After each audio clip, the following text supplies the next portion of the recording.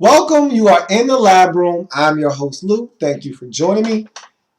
Week number 12 in the National Football League. St. Louis Rams at home, off the bye, taking on the Chicago Bears. The Bears. In a game that featured two backup quarterbacks playing extremely well. One playing a little bit better than the other. One having to play better than the other. It's a collective team effort right now in St. Louis. Meanwhile, Josh McCown is really having to carry the load in Chicago. Matt Forte is still playing at a relatively high level. However, this passing game is really having to carry this Bears football team as they try to stay afloat in the NFC North division. So you look at this football game and give you a quick backstory before I go into a quick analysis of this game. A huge Rams fan and a huge fan of my show and a loyal viewer, my guy C-Dub, hit me up prior to the game, and he was mad, and I don't blame him. He said, look, nobody ever picks the Rams. You, and he was talking to me, you don't ever pick the Rams. And all I could do was laugh because he's right, but here's why I don't pick the Rams. And I talked to my dad about this, and we had a conversation about the Rams. And my dad, he picked the Rams, and I said to my dad, I've got to stop overlooking the Rams. I told my dad this as I made this pick, and I said, I've got to stop overlooking the Rams. They've bitten me so many times in the past that I'm a little gun shy. And this is the reason, this is what it all really boils down to, and this is the crux of why I don't pick the Rams. I don't trust the quarterback. That's really basically what it really boils down to. And what I have to remind myself, and I constantly need to remind myself, is that this is a team effort in St. Louis. In a lot of different teams in a lot of different cities, the quarterback is the end-all, be-all for that franchise. I mean, look at Green Bay right now. You take Aaron Rodgers off that football team, they're not the Green Bay Packers. No one's afraid of this Packers football team. You look at any team around the league. I mean, remember when Matthew Stafford used to get injured in Detroit? This is a bad football team in Detroit.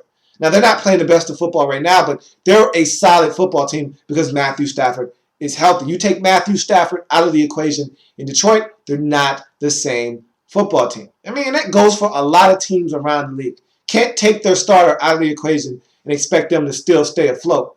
Well, in St. Louis, I was starting to really come around to Sam Bradford, and this is why, in addition to the quarterback situation, which is really my biggest reasoning for not picking the Rams, I've given them opportunities to prove to me that they can get it done. Week 4 versus the San Francisco 49ers. 49ers come into the game at 1-2. So do the Rams. Rams are at home. 49ers are reeling. They need this one in the worst way. Rams have an opportunity to do something really big, to really put it and stick it to the 49ers early in the season. I expected them, and not necessarily to win the game, but to show up and make it hard on the 49ers. They were blown out of that game. It was a pathetic effort. I was disappointed.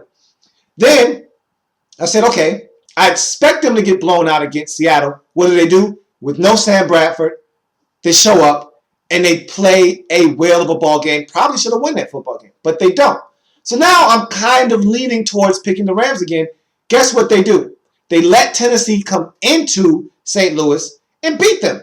And that kind of threw me all out of whack, all off balance, and I said, this isn't a good St. Louis Rams football team. They can beat you on any given game. I saw what they did to the Texans. I didn't expect that. I saw what they did to the Colts. Didn't expect that, but I said, I think the Bears can do enough to beat this Rams team, and I don't trust Kellen Clemens. Do you blame me? The man went 10 of 22 in his football game versus the Chicago Bears. He didn't have a stellar game. He hasn't had stellar games. But what he has done, something that I have discounted, and I need to stop doing that as well, is that he's not turning the football over.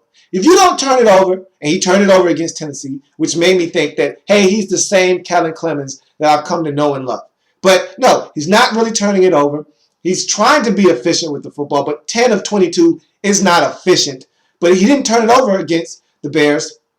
And like I said, it's a team effort. And this Rams team is running the football. Man, they ran the football down the throats of the Chicago Bears. in this game. If Zach Stacy doesn't get injured, he's going for 2 bills on this Bears defense. I mean, he was carving these boys up, 12 carries, 87 yards. He goes down with an injury. And guess what? Benny Cunningham comes in and picks up right where Mr. Stacy left off. He goes well over 100 yards in this game, carves up the Chicago Bears defense. This Rams defense, like I said, you put these guys on a fast track. And of course, when they play at home, they're on a fast track. It's like NASCAR. They're putting fast, athletic guys on the field. And if you don't have tackles that can stay with these ends as pace cars, if you don't have tackles that are good, they'll just run laps around your tackles. And they'll get to your quarterback and zoom, zoom, zoom. Next thing you know, your quarterback is fumbling like Josh McCown did in this game, like he did when he was stripped of the football by Robert Quinn, scoop and score. So if this Rams defense is on a fast track and you don't have the adequate tackles, and the Bears have been playing good football, their offensive line has been protected, and he beat a good tackle in Jamon Bushrod on that play, they're going to win football games. And that's what they did. Team effort, a total team win. You got a solid contribution from Kellen Clemens. Again, not great, 10 of 22, doesn't scare me, doesn't make me think, man, he's going to light somebody up. But he didn't turn it over. You get over 200 yards in rushing on the ground on this Bears defense. Your defense forced some turnovers. You pick off McCown once, and you force a fumble of him. And you do enough to win this game. I mean, and Tavon Austin gets in the act again. He started the scoring early in this game with that semi-reverse, where then he reversed field. It was a beautiful play, beautiful execution. Lance Kendricks comes. He's the lead blocker. He cuts off that block. Well, like I've said all along, I've got a guy that's a huge Rams fan. My barber, matter of fact, is a huge Rams fan. And he said, man, maybe we made a mistake drafting Tavon Austin. I said, no, you didn't make a mistake. Just get him the football out in space and watch him work. That's it. Get him the football on some drag routes. Get him the football on a 9 route. Get him the football out of the backfield. Get him the football on a reverse. Get him the football out of space. And you've done that over the last couple of weeks, and you've seen it pay huge dividends for you. This guy is a special breed of athlete. You give him the space necessary, he'll give you the results that you're looking for. And so he's been huge in this Rams resurgence this season. And if Sam Bradford were still in the lineup, I'd be a lot more ready to pick the Rams. But right now I'm hesitant because I don't know what I'm getting from week to week from Kellen Clemens. You can't expect me to feel like the Rams are going to go out and produce over 200 yards of rushing each and every single week, and that the defense is going to stand up and get stops and force turnovers each and every single week. Yeah, you did it against Indy, and that was very impressive on the road against a good football team in the Indianapolis Colts. Yeah, you did it at home versus a relatively solid Chicago Bears football team. But again, I've seen the games where you didn't do this. I've seen the games where you were thoroughly dominated. And so I'm a little iffy, but you got it done in this game. You did it all in this game. No turnovers. Tavon Austin, dynamic once again. Benny Cunningham and Zach Stacy combined for well over 200 yards. I mean, Jared Cook, 80 yards on 4 receptions. That's an average of 20 per pop, and he gets you a score. I mean, you were dominant in so many different areas in this game. It's not even funny. And you dominate the Chicago Bears. Look, all you really need to know about this game is the Rams scored on their first 3 possessions of this game. And I'm not talking about field goals either. I'm talking about 7s. They put up 21 in a heartbeat. And the first play from scrimmage for the Chicago Bears was a lost fumble that led to a touchdown for the Rams. That's how this game went for the Rams. And even when the Bears scratch and clawed back, the Rams went down the field via the running game and extended this lead out. So this was a total dominant effort by the St. Louis Rams. They get it done 42-21 at home. Maybe I do need to start giving some respect and a second look to this Rams team.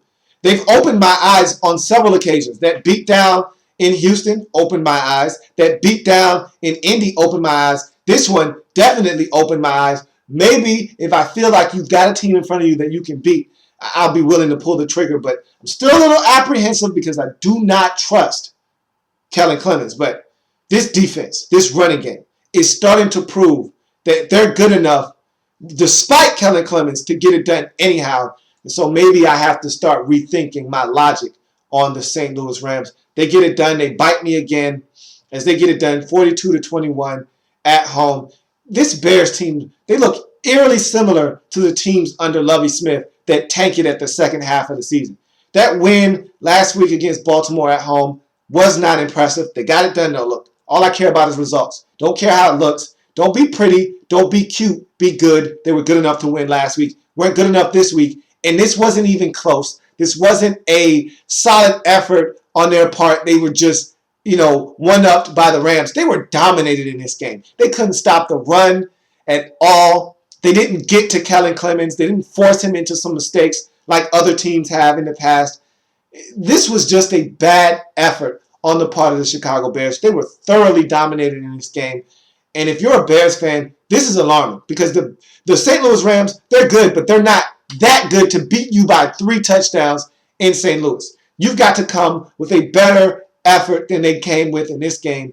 And this begs the question, are the Bears bracing themselves for another late season meltdown? Because this game looked eerily similar to when Lovie Smith was in Chicago the past couple of years when they start out hot and they cool off considerably down the stretch and don't make it to the postseason. Look, this division is there for the taking. The Lions don't want it, obviously.